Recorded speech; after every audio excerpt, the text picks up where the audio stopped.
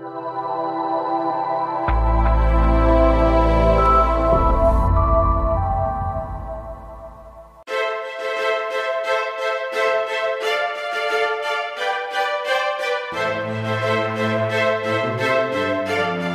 महान संत थे जो बहुत ही प्रचंड तपस्वी थे।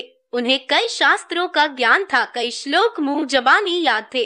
उनकी बुद्धिमानी के चर्चे मीलों तक थे। संत दिन रात प्रत्येक पल भगवान की भक्ति में लगे रहते थे, कठिन से कठिन तपस्या करते थे, लेकिन उन्हें सेवा में रुचि नहीं थी। उन्हें लगता था सेवा से ज्ञान नहीं मिलता, केवल ईश्वर के ध्यान से ही जीवन तरता है। इसलिए वे दिन रात ईश्वर भक्ति में तल्लीन रहते थे।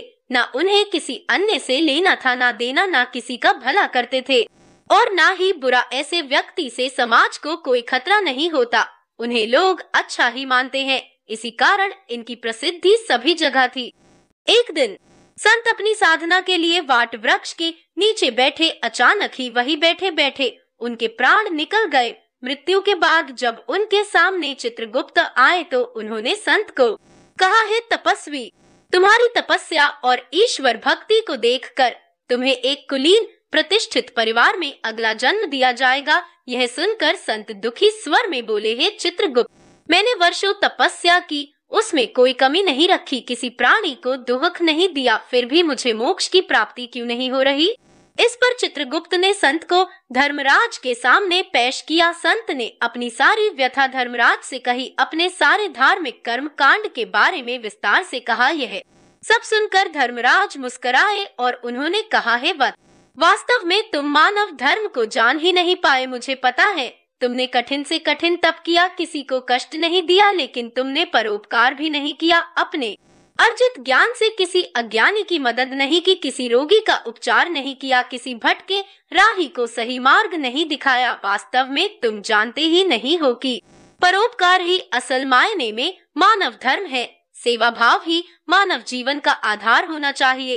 इस तरह संत को अपनी भूल का ज्ञान हुआ और उन्होंने अपने अगले जन्म में तप के साथ सेवा भाव को भी जीवन का लक्ष्य बनाया। फिर उन्हें वर्षों बाद मोक्ष की प्राप्ति हुई।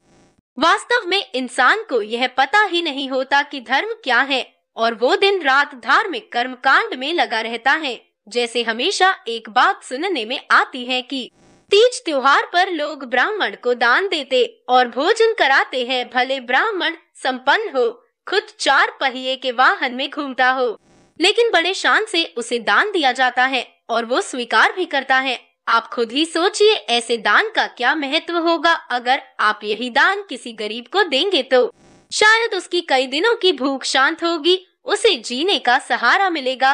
कई घंटों तक पूजा करना या भजन करना गलत नहीं है, लेकिन अगर यही वक्त किसी अनपढ़ को पढ़ाने अथवा किसी रोगी की सेवा में लगाए तो किसी का भला जरूर होगा और ईश्वर की नजरों में यह उसकी सच्ची उपासना ही होगी। कई लोग बहुत दान दक्षिणा देते हैं, कई भंडारे एवं पूजा पाठ करते हैं, लेकिन वही किसी गरीब भिखारी को फटकार कर भगा देते हैं।